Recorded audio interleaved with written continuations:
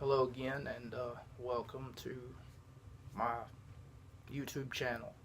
Uh, Welcome to another episode of. Okay, let's get this started. We're not really going to start off by talking about what we normally talk about, which is the fact that I'm here to eradicate, eliminate, and exterminate Daniel Bryan, Sami Zayn, and Kevin Owens. Nope. We've been through that a couple of times. I'm not going to throw that out there and, put that on the table. But what I do want to do is make a top 8 list. A top 8 because I've seen two other top 8 lists already. And see, they just ain't getting it right. One of them was published by, I think it was PWI Magazine, and it was on their Twitter page. And PWI Magazine put Kevin Owens as number 7. Sami Zayn and Daniel Bryan were not on this list, mostly because Sami Zayn sucks, let's face it, and Daniel Bryan is, he's irrelevant except for those stupid yes chants that he keeps doing. And I know some of you out there are doing this too. Stop. You're not helping the cause. And the second top 8 list was published by some British wrestling blog. I'm really not sure what they're called. It's like Wrestle World or something like that. And Kevin Owens was number 5 on this list. And Sami Zayn and Daniel Bryan were not on this one. Thank the good Lord. So, I don't have a pencil and a piece of paper in my hands. I haven't even written down a list. There's no list in front of me, behind me, or for that matter, up my sleeve. So what I'm going to do is I'm going to prepare one, and I'm going to wing it right now. Number 8. Who should be number 8? None other than the Perfect 10, Ty Dillinger. He's coming off of a couple of victories, and not to mention, victories, I mean, not really, but he's made a lot of headway as far as making his debut goes and coming into the WWE, and he's a really fresh talent. He's something that the WWE hasn't seen in a while, and even though he may or may not have stolen Kurt Hennig's perfect, let's face it, that gimmick will always be associated with Kurt Hennig and not really Ty Dillinger. But Ty Dillinger always comes out with the upbeat attitude, and he always has promo skills. He's always like really fast and really cunning in the ring, and he shows up each and every week, and it shows that he puts in the hard work and that he deserves a push. Oh, and another top 8 was published, so I guess we can count this one. And Sami Zayn was on it too, and he really wasn't. They didn't really list. It was on their list so they really didn't say number 8, number 7, number 6. They just listed off a whole bunch of, Sami Zayn was on that one. So here's to hoping that Sami Zayn doesn't, I repeat, doesn't win the Royal Rumble. He does not deserve it. He hasn't earned it, and not to mention, it would be a travesty. A travesty of injustice if Sami Zayn, Kevin Owens, or in some stupid twist, Daniel Bryan wins the Royal Rumble. Please. We need somebody like Nakamura to win it. Somebody like Adam Cole. But the WWE isn't as smart as me. See, they wouldn't allow an NXT draw-up to actually come through, and plus, let's face it, Adam is obviously kind of busy with his whole Shock the System, and I forget what they're called. Kevin O'Reilly and Bobby Fish, they have a tag team name, but I forget what it's called. I haven't been watching them for very long. Nonetheless, number 7 in my top 8 superstars of 2018, Alexa Bliss. Alexa Bliss has been making headway throughout the WWE as well as Ty Dillinger. She has been kicking ass and taking names since the day she signed up. She started off 2017 a champion, and she ended 2017 a champion. And the Queen and the Goddess have had words for each other. The fact is that she's already eliminated everybody, Bailey, in Extreme Rules on I think it was a kendo stick on a pole match. Let's see, what else has she done? She beat Mickie James. I mean, she's pretty much put everybody in their place, and she's looked hella good while doing it. So Alexa Bliss will take our number 7 spot in this list of top 8 2017 superstars. I'm starting to wish that I would have prepared for this instead of just trying to wing it in a YouTube video. Number 6 is The Miz. Now, The Miz has made a statement all throughout the WWE, whether it be 2015, 2016, 2017.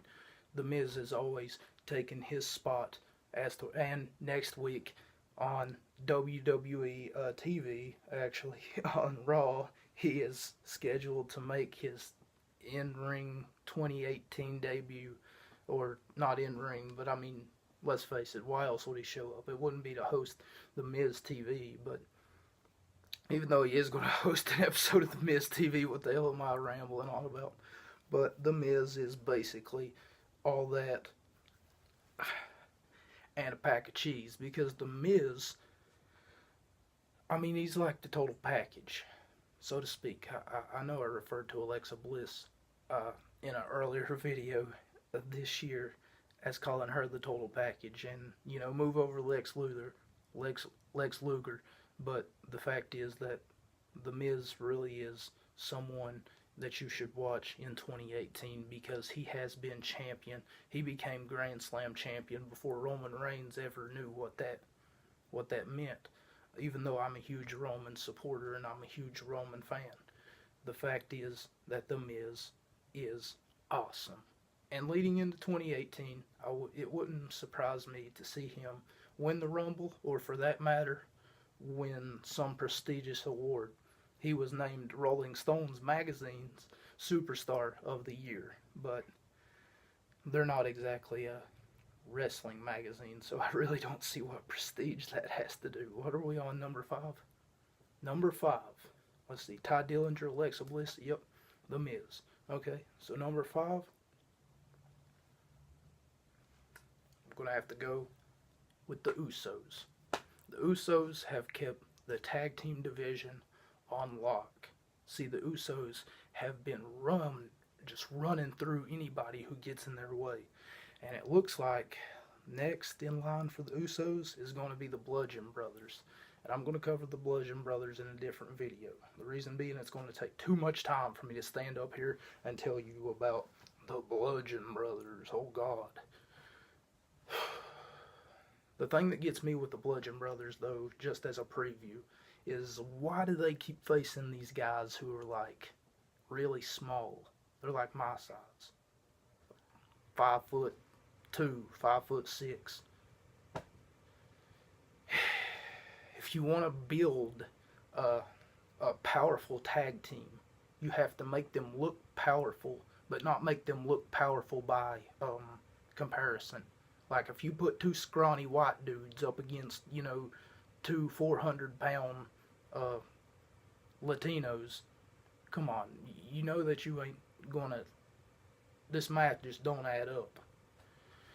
You ain't gonna get a fight, you're gonna get a slaughter. And that's exactly what the WWE keeps doing with the Bludgeon Brothers. Wyatt family. They're just repackaging them. Oh, don't got Bray? I got this. We can go ahead and name them something else and make them come out with toy sledgehammers and Eric Rowan wear a mask even though it's not Halloween. What the fuck? Why does Harper keep slapping? I'm getting off subject. Nonetheless, what I mean to say is that the Usos have been keeping it on lock, because everything that they've done, they've basically put everybody in their place.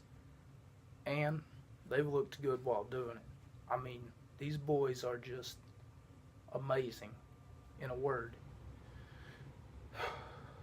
They are just almost phenomenal. Almost. They're not on AJ Styles' level. And you can damn well bet that AJ's on this list. Number 4, Roman Reigns. Sure. Number 4, Roman Reigns. Let's go ahead and say WWE has a lot of powerhouses in their roster. No one comes close to the power that Roman Reigns brings to the table. Because when that boy steps in a ring, he basically tears the house down. And I don't care who you think you are, who you might be, or what wrestling organization you think is the best. This is not about opinions. This show right here was stopped about opinions after the first broadcast that I did on March 17th, 2017. I expressed my opinion. After that, I stopped expressing my opinion because my opinion doesn't matter. I'm here to express facts. Roman Reigns has been putting everyone on notice, and he has been kicking ass, taking names, and he has been shuffling his right hand ever since he stepped foot in a WWE ring. That being said, 2017 was his year. Why? He claimed the WWE ring as his yard in early April. Moving on, he went ahead and he captured championship gold with the Intercontinental Champion becoming a Grand Slam champion. Roman Reigns has put this place on lock. He has pretty much solidified himself as a WWE Hall of Famer. Whether you want to believe it or not, he will one day be amongst the greats. And he is one of, I think, one of a dozen people to capture every championship in the WWE has to offer, therefore making him a Grand Slam champion. Number 3. If I had to pick a number 3 spot, I would say Charlotte. The reason I would say Charlotte is because she has been she's just been unstoppable. Ever since she won the championship from Natalya, she has just been taking ass and kicking names. She has just been making her ring, because it is her ring. She's been making history throughout the WWE, whether it be 2017, 2016, 2015, but we're talking about 2017, and everything before that is irrelevant as of right now with this list. I have to keep explaining myself further. Nonetheless, she has basically been putting everyone on notice because she's just been unstoppable. With her rampage, she's just been taking ass and kicking names and beating people left and right, and now she has teamed up with a glorious Bobby Roode in order to ensure that she gets exactly what she's looking for. Because with Roode by her side, her and Charlotte and Bobby Roode will maybe, just maybe, they just might take that whatever the hell they're doing with Facebook Live, this mixed match challenge. I don't know if it's for charity. I don't know what the hell's going on, but I'm not watching it. This seems like a total waste of time. I don't even get on Facebook anymore. Nonetheless, it looks to be something pretty good. I'm sure they'll put it on the network, and then maybe I'll watch it then. But nonetheless, coming in at our number 2 spot after Charlotte is Finn Balor. Too sweet. As you can see, I'm a huge Balor fan, but like I said before, this is not about my opinion. My opinion on Finn Balor could be more irrelevant. Otherwise, this would be like one of those journalistic opinionated pages, when in fact it's not. What this is this is the cold hard truth, the facts, as I'll lay them in front of you. But Finn Balor basically hasn't won any titles in 2017. He hasn't. But one thing that Finn does have going for him is the fact that he is basically unstoppable. The man hasn't been beat. He hasn't lost in 2017 that I can really put my finger on. He hasn't had one of those major losses. And he captured he was your first Universal Champion, and I guess that was a couple of years ago, seeing as though that wasn't in 2017. But the fact that Finn Balor has been able to, almost for 3 or 4 months now, he's just been putting on this clinic of just victory after victory after victory, and he just hasn't lost in a very long time. Kurt Hawking, for example. Kurt Hawking came out and then he said that he wanted to break his losing streak. So he challenged anybody to come out to the ring a couple of weeks ago. And after a brief waiting period, we got to see Finn versus Hawking. Balor versus Hawking, I should say, but Finn Balor made quick work of him. Finn Balor made it look so easy to take someone and then just break them in half. And that's exactly why Finn Balor is taking our number 2 spot here today. Because Finn, for the win. Simple as that. Our number 1 spot, it should be no surprise, AJ Styles. AJ has basically captivated the WWE Universe since his Royal Rumble debut, and the anniversary is closing in fastly. The fact is that AJ has yet to win a Royal Rumble, and AJ Styles just might be the one to win the Rumble. Wait a minute. AJ is the champion. How can the champion win a Rumble?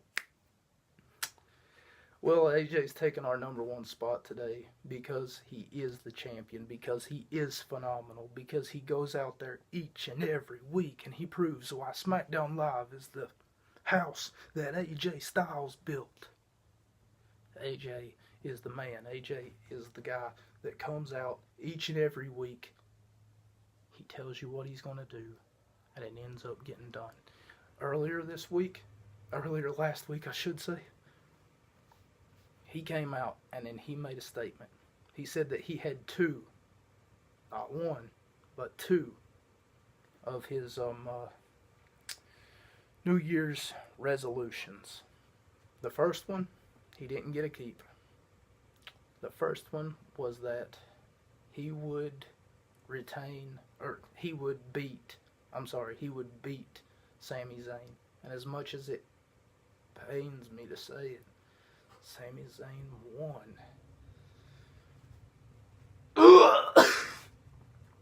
Sorry, I was about to throw up from the sheer idea of Sami Zayn and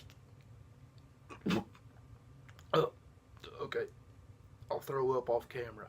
From the sheer idea of Sami Zayn and AJ being in the same ring. Because, see, Sami is on a level down here, and AJ is up here.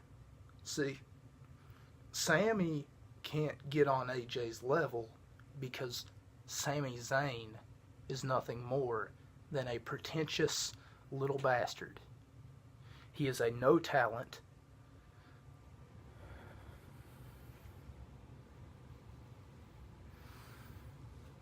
I've been saying it since day one. And since the day that I came on to YouTube, March 17th, 2017. The fact is that Sami doesn't deserve it. Sami hasn't earned it. And damn sure that Sami hasn't worked for it. Okay? So that's why Sami Zayn doesn't deserve to win the Royal Rumble, or for that matter, against someone who I chose as number one. Sami. Even though the WWE YouTube channel marked him as one of 8 people to watch, I do not condone that he should. Whenever you think of this from a business standpoint, whenever you take a pale white, someone who looks like a jar of mayonnaise, and I'm not referring to Sheamus. Speak about Sheamus in another video. The fact is, Sheamus isn't on my shit list. But whenever you get someone who doesn't know what they're doing in the ring, and it shows his poor performances each and every week that he gets out there, he is like watching a gorilla wrestle a leopard.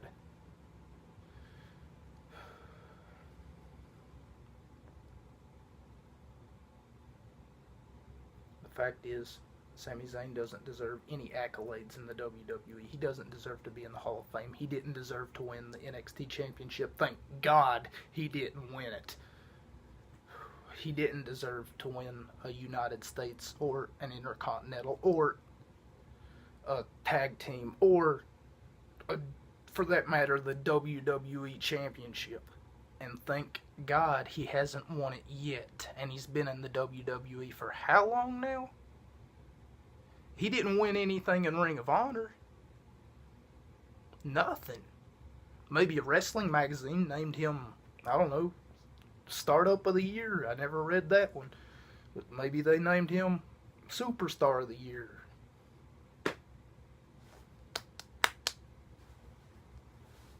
Great. Maybe they wrote an article about him saying about how much of an underdog he is. She's not an underdog. He's a retard. That's what he is. He's a dumbass. He's one of those kids that compete in the Special Olympics. And I'm sorry that this video is dragged on for so long. You know what? I'm going to go ahead and end it right now. This too sweet. I'm going to go ahead and move on to bigger and better things, because I think I got to go throw up.